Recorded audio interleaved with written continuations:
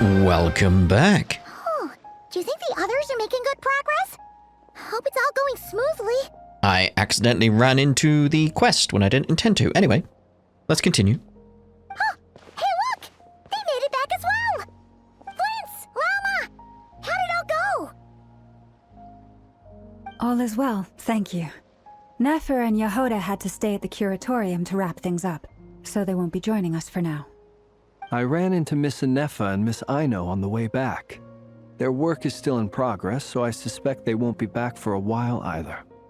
You seem rather cheerful today, Mr. Flintz. I certainly am. I achieved what I set out to do and came away with more than I bargained for. More than you bargained for? Fighting alone can get quite tedious, but I had the good fortune to run into a pair of brave young warriors.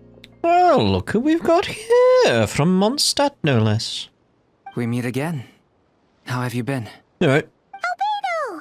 What are you doing here? I guess you're here to see Varka. That would be a natural assumption to make. Yes, It's also the correct one. of course. These two courageously lent me a hand while I was fighting the wild hunt. When they told me they were Sir Varka's colleagues, it all made sense. And given how people of outstanding talent tend to cross paths, it's no wonder you're already acquainted. So, who's your travel buddy, Albedo? Why don't you come and introduce yourself? Dvalin.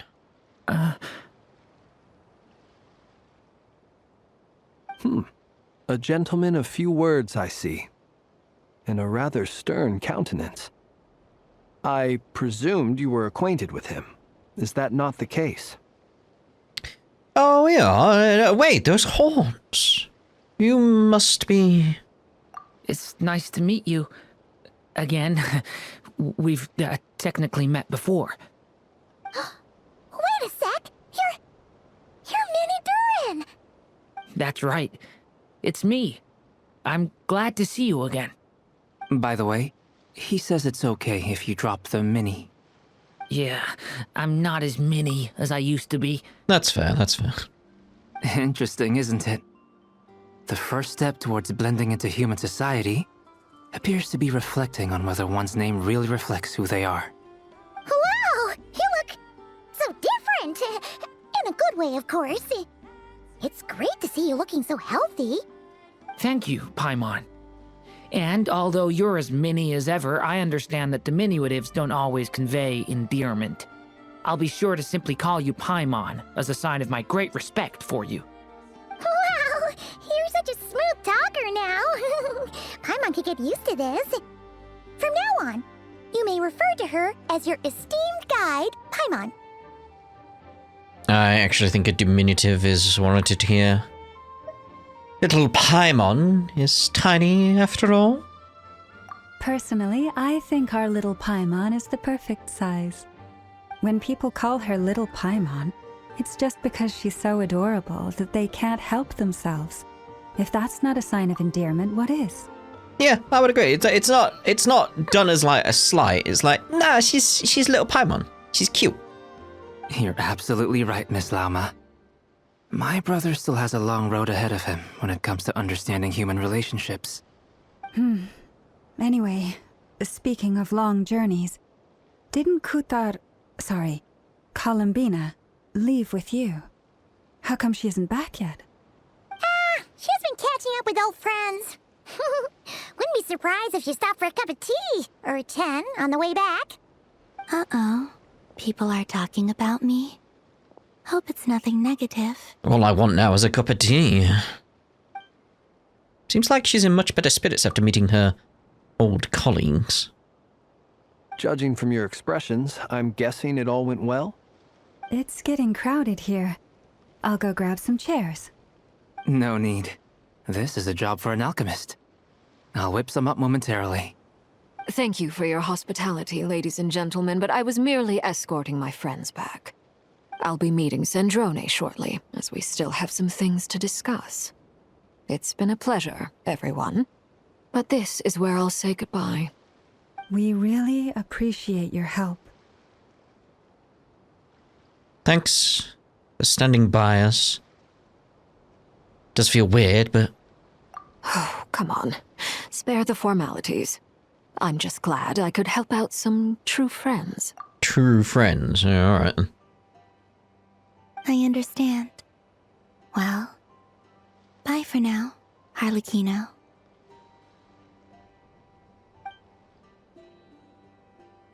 Oh, this place is hopping. It's probably a good thing one of us left. Otherwise, we might not fit all these people in. Are you saying we're about to run out of chairs? As a matter of fact, I am. Come on in and see for yourself. Act 4! An elegy for faded moonlight. There's loads of room in there. Some may have to stand, yeah, but still, there's loads of room. Dane?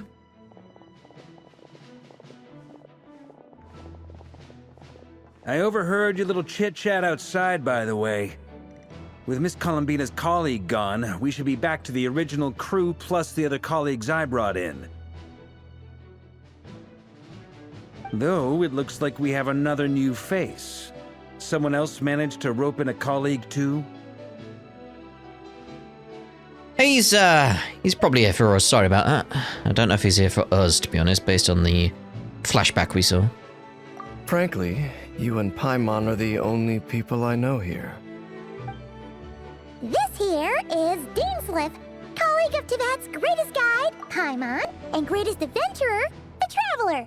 Well, not exactly colleagues, more sort of friends. Again, that's where Paimon's adorable there. Little Paimon. When someone else jumps in to do the announcing, you know you're speaking to someone important. Let's hear what he has to say. Note to self, once Paimon knows your name, the rest of the world will soon follow. When he comes looking for us, it's usually something important. Paimon's guessing you've heard about the Wild Hunt, then. From the looks of it, you're about to hold a meeting.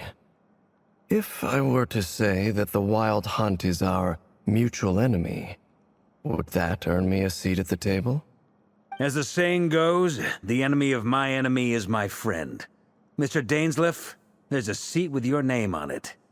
Though, I can't promise the same for everyone else. Hey, Albedo, think you can rustle up a couple more chairs?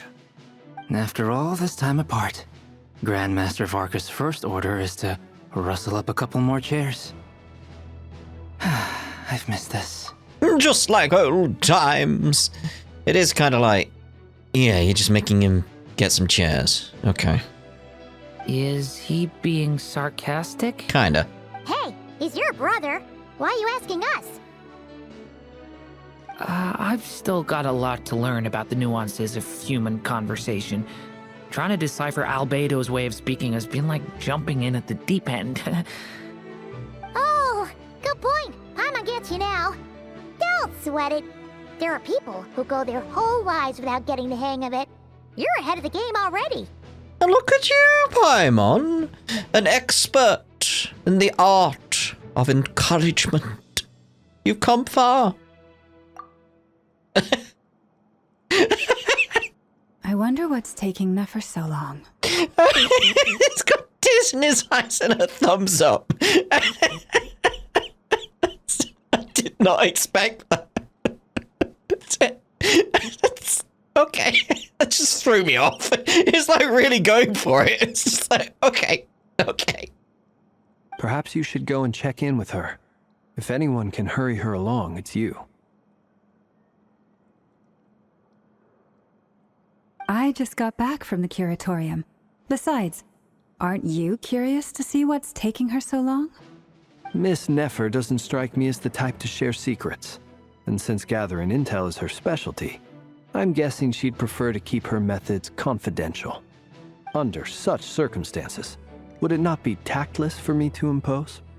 Oh, but it's fine for me to impose. What can I say? You have an unrivaled ability to garner people's affection, Miss Moonchanter. Besides, you have far more in common with her than I do. All right then. Impressive. She barely fought back at all. I admire your powers of persuasion, my friend. As I'm sure Miss Lauma will realize soon enough, The trick in life is to always pitch in with other people's responsibilities so that you can be selective with your own. Another trick is to simply hide in the background. Spoken like a true sage. Anyway, looks like we've got some time to kill before the meeting. Let's take a little breather, folks. And feel free to chat amongst yourselves. We'll get down to business once the other two arrive. The other two? I'm still thinking about the thumbs up. I've got to revisit that in the recording after this. It's probably going to be the thumbnail, depending on what happens, you know. But still, it's just like, what the hell? I did not expect that. It properly threw me off. The damselette. You're both awfully quiet. Why don't I start us off with an icebreaker? Much obliged. Have either of you ever had your portrait painted? If not, I'd be glad to help. That sounds like a lovely idea.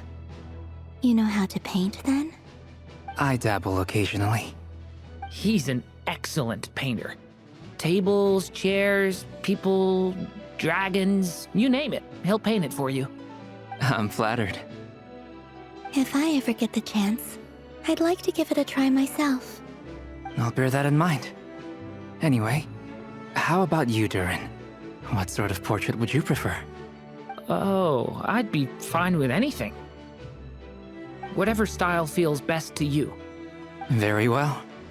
Then I'll play it by ear. You can replicate any style I want? I can try. If you show me a sample, I'll do my best to match it. Thank you.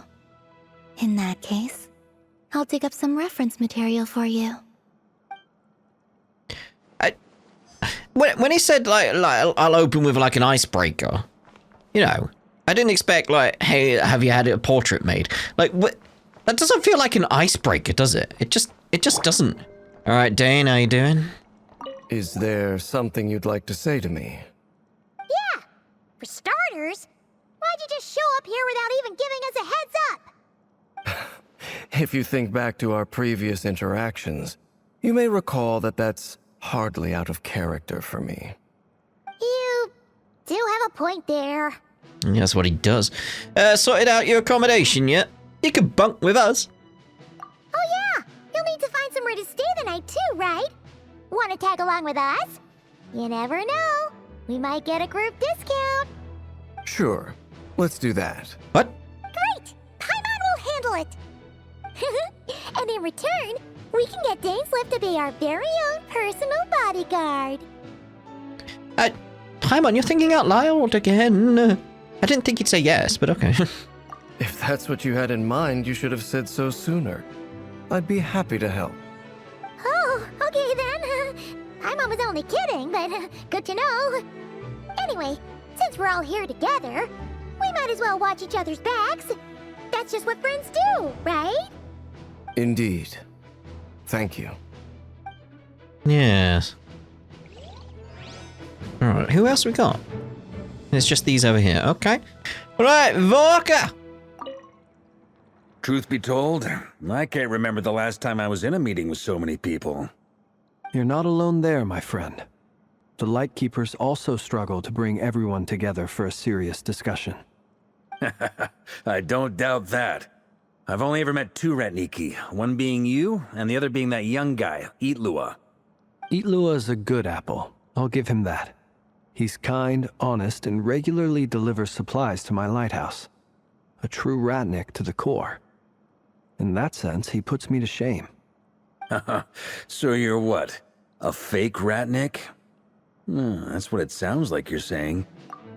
But I get the feeling that's not quite what you meant. Either that or he's describing himself as a bit of a bad apple, so... Oh. Oh. Triple dots. Come on, why the awkward silence? Sorry. I'm not even gonna bother trying to hide it. You've known all along, haven't you, my friend? Triple dots. Now that was an awkward silence. Let's just keep this between ourselves. probably best if Eloa doesn't know, huh? That goes without saying. Gotta be careful what you share with youngsters, after all. Anyone else in the know? Let me guess. The Traveler and Paimon? Dude, we're right next to you anyway, but alright. It's dangerous being too sharp for one's own good, you know. Then, in the name of the Animo Archon Barbados himself, I swear your secret's safe with me. When we went for drinks, you said that you and Barbados were practically best buds. In the light of that claim, do you really expect me to take your oath seriously? Of course. Just as long as you don't go spreading around the fact that I'm close with Barbados, all right? Fair enough, then. Nothing like a bit of mutual leverage to seal the bonds of friendship. Mutual leverage. Jeez. Not long after. There they are.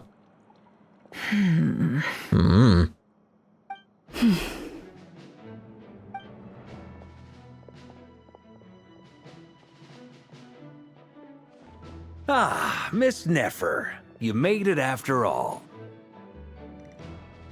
But what about Yehoda? I'm here to give you an update on how things are going on our end. Once this is over, I'll be heading straight back to continue my work. I left Yehoda back at the curatorium to watch over things while I'm gone. Huh. So much for just this once.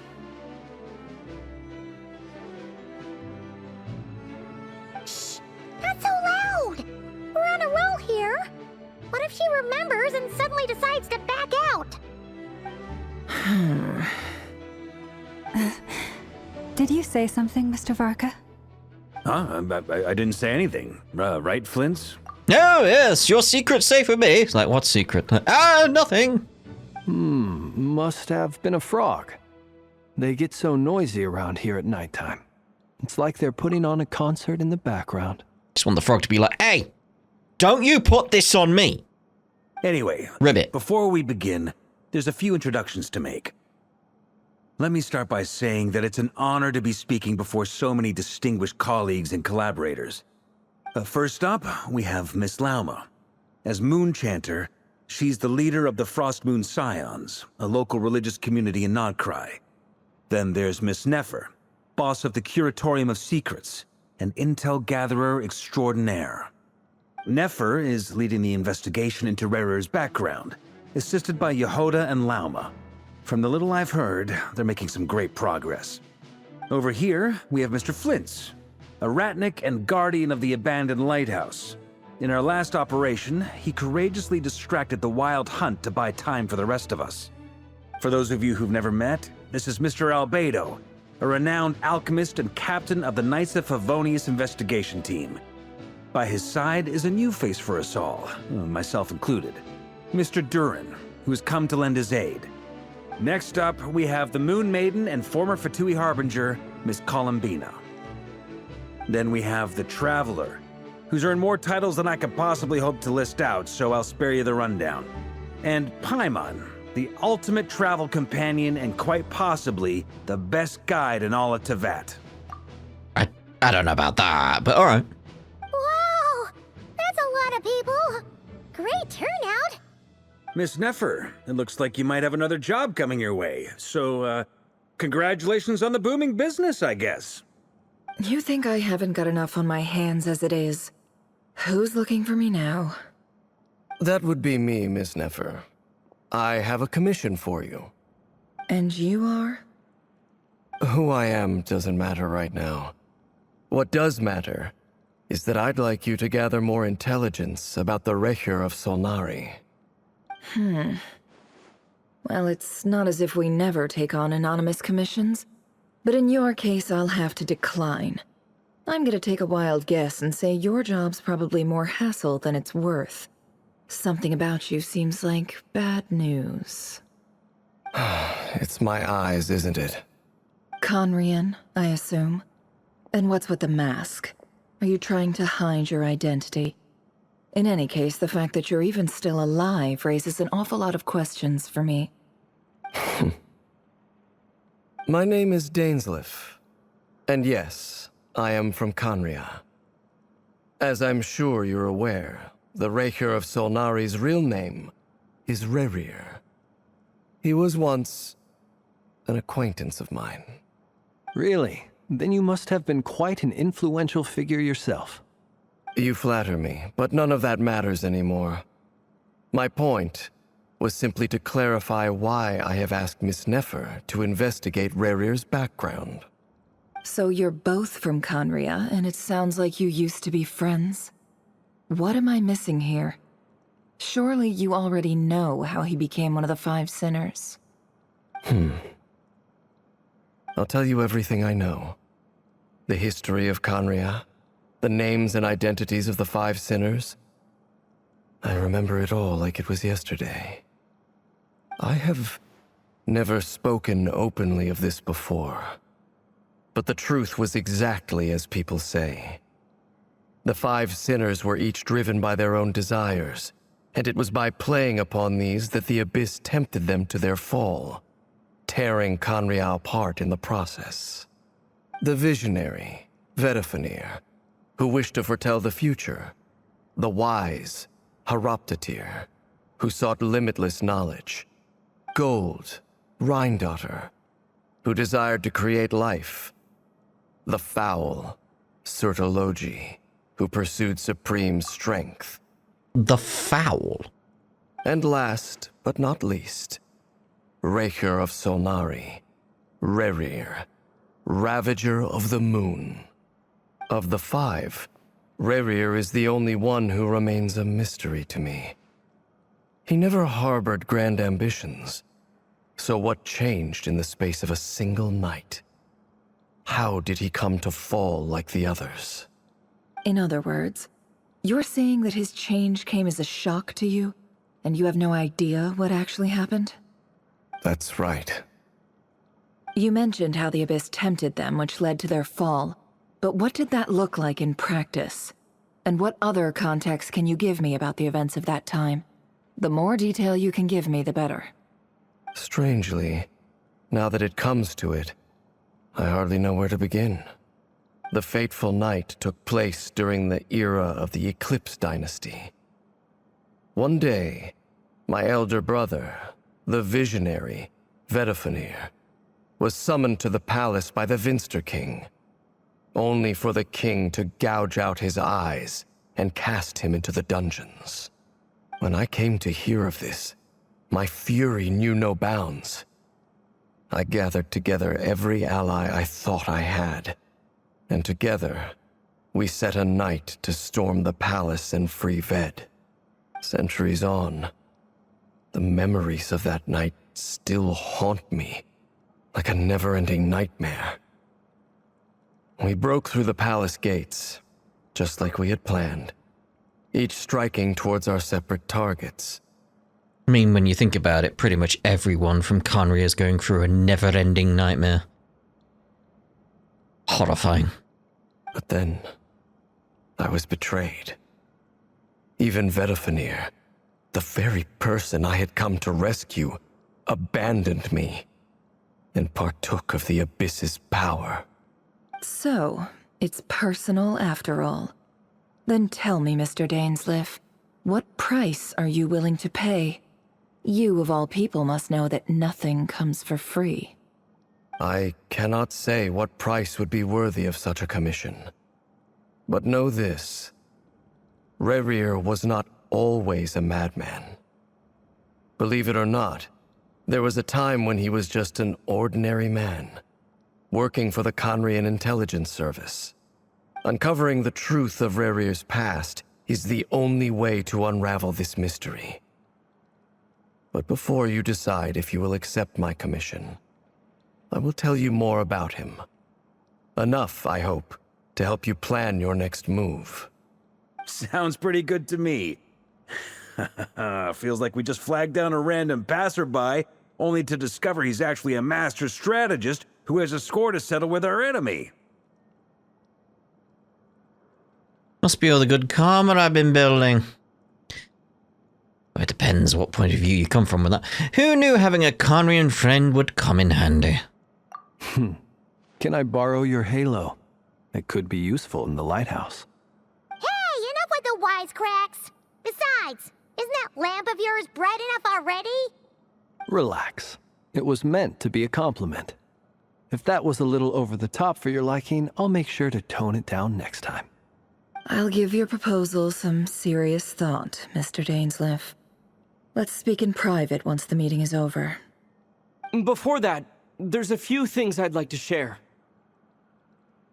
You spoke. You recount the meeting, the knave, and how... Oh, you recount, not the meeting. You recount meeting the knave, and how the iridescent moon's matter was retrieved from the crimson moon space. You make it clear that the knave chose to help you of her own accord, then concluded by reporting how the hearts of the three moons are finally in your hands. I am a moon man. Now that we've united the hearts of the three moons, your power should be greatly enhanced. But it seems like that hasn't happened yet. I believe it will take a little longer. You've done so much for me, so I want to be completely honest with you all. Even though I'm doing a lot better now, the truth is, my recovery will likely be an ongoing process. From the moment I was born, my power has been slowly ebbing away. And that is because Teyvat has never accepted me. Even with the moons united as one, it seems my rejection cannot be undone. So far, I have yet to find a solution. It may turn out to be a problem that will plague me until the day I finally leave this place behind. Even so, I will do everything in my power to help you drive out the Ray here of Solnari. As Arlecchino put it, this is not about chasing the spoils of victory. It's just a gesture of heartfelt gratitude. Kutar. She seems a lot more energetic and positive than she did when we first met. Defeating the Ray here of Solnari will be no easy task.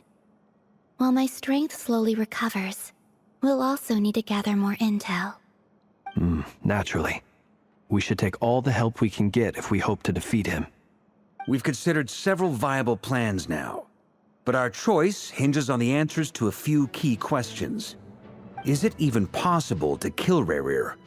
What experiences shaped the person or monster he became? And what's he really after? Given Albedo's expertise in alchemy, I think we should leave him to try and answer the first of these questions. Understood. As for the other two, I'm afraid we'll have to count on you again, Miss Nefer. Believe me when I say it's not my wish to burden you. But right now, relying on your skills is our only option. So you're placing all your hopes on me, huh? We can't thank you enough for agreeing to help us. Honestly, I can hardly believe how lucky we are. You sure have a talent for changing your tune, Miss Moonchanter. Timid like Yehoda one moment, then flinches insincere flattery the next. Ladies, please. I must object to your portrayal of me. That's all. Feel free to keep bickering. Just pretend I'm not here. That's all you had to say? Alright. I almost don't want to leave this room. I'm curious to see how this plays out. I have faith in you, Miss Nefer. Something tells me you'll stand by us until the very end. Oh? And what makes you so sure of that? What if I suddenly decide that my compensation is insufficient? This isn't about the money. I can sense that you've got a deep-seated distaste for Rerir. And knowing you, that alone is motive enough. Look at them getting along so well. Like two peas in a pod.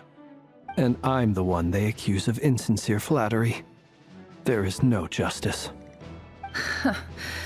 Miss Lauma, you have to understand something. Unlike you, I don't actually enjoy having everyone's hopes on my shoulders. I'm liking all the little sort of sarcastic little jibes flying around here. It's a more fun meeting than just, right, here's what we need to do, here's what the situation is. It's like, there's just a bit of fun in this. I like it. Is that right? Well, maybe the fact that I'm willing to put my hopes in other people says more about me than you. But the fact is, I also trust you. And that's because I know that you're someone we can count on. Anyway, we've got our plan, so let's get moving. Mr. Dainsleif, let's talk. And Traveler, once we're finished, if you've nothing else planned, I'd like you to come with me. This whole experience is teaching me a lot. For instance, I now know that when other issues come up in the future, I'll have far more luck getting Lauma to convince Miss Nefer than trying to do it myself. Hate to say it, friend, but that's one of the funniest things I've heard in a while. Why? You think I've got it wrong? Quite the opposite. But what makes it so hilarious is how long it's taken you to realize. Nefer and Dainsleif converse intently for quite some time. From the gravity of their expressions, you can tell how heavy the next stage of the plan weighs upon them both. After a short chat, Albedo and Durin head off with Arca, what they describe as a sample-finding mission. Lauma steps out for a while, then comes back loaded up with emergency medicine. She tells you that while rarely expecting to get hurt, it is her duty to be ready when they do. Worry. You and Paimon wait patiently for Nefer, content to see how everyone is working together. Once Nefer is finished, you follow her and Lauma back to the Curatorium. Again, I like that meeting. That was fun. There's a lot of character in these characters. Yes. So it's like, where are we going? Like in that room. Okay. Like the icon over there threw me off. It's like, what? Flowers. Thank you for waiting. It's okay. We actually used the time to help Dainsleif get a room at the hotel. That's very considerate of you. Now, I trust you share my curiosity about Rarier's past, and you seem fairly familiar with Mr. Dainsleif already. That's right. We've known each other for quite some time now. We spoke at some length after the meeting. He was the one who suggested I should invite you to join this operation.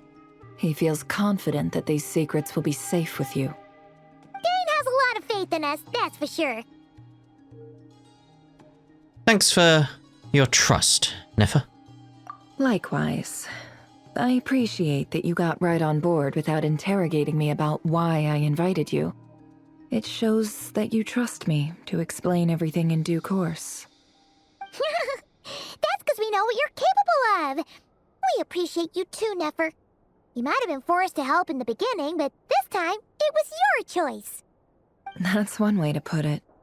Another is this, that once a decision's been made, it's set in stone. After that, my only goal is to see it through. Alright, so here's how it is. I'm going to access Rarier's thoughts again using my confidential method. Now, I'm sure you've seen things like this before on your travels, so you're surely well aware of how dangerous it can be. The reason I've gathered you all here is to ensure my safety during the proceedings. I plan for us to enter the fragment of his consciousness together, and once inside, I will focus on searching for information. Safety? Think of this as a diving expedition into someone's brain. If I'm the diver, you are my safety equipment, tasked with keeping me alive while I'm under the surface. Once the ceremony begins, we will all be spying on privileged information. But in the interests of safety, you must remain absolutely silent at all times. We will discuss our observations after the ceremony has concluded. Lastly, any individuals of a weaker constitution are advised not to partake in the ceremony. In any case, Paimon has her own job to do, which requires staying in the room but not joining the ceremony.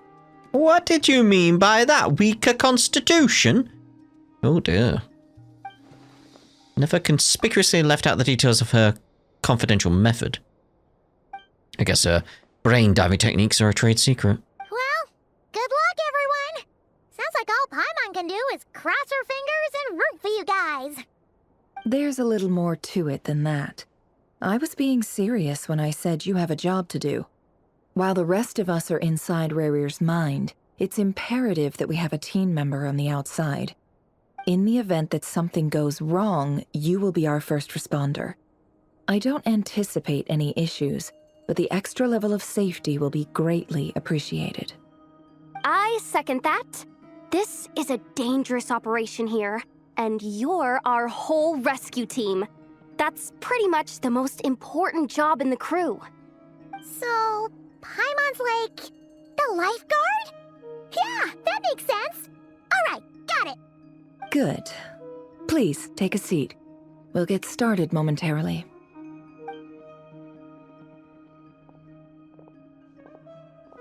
Paimon took that very well, I feel. So, did Mr. Dainsleif tell you anything else? He told me that he believes Rarir kept some big secrets in his life. He's not sure that they were the cause of his eventual downfall, but he's asked me to uncover what those secrets were all the same. But surely you're not planning to go through with this, no matter the cost. If you think that, you'd be overestimating me. I'm a businesswoman, not a mercenary. But I do have my own professional reasons for taking this job. You think I'd turn down the opportunity to get a first-hand glimpse into Conrian history? No chance. Well, as long as you don't let morbid curiosity get in the way of safety concerns, we're good. We'll do whatever we can to help you. You're such a killjoy. She's got incense, candles, and almost feels like a summoning ritual. We are summoning memories, so it makes sense, to be honest. Seems like Nephra still has no intention of sharing her trade secrets, but now's not exactly the moment to pry. Box! See, there's a chess set on the table. Have something to do with her intelligence gathering methods? All right, I'm good to go. All set over here, too. That's a chess set? Alright. I'm ready as well. Promise, Paimon, you'll be extra careful. Pinky promise. All right. Let your whole body relax. We're about to begin. Close your eyes. Free your mind.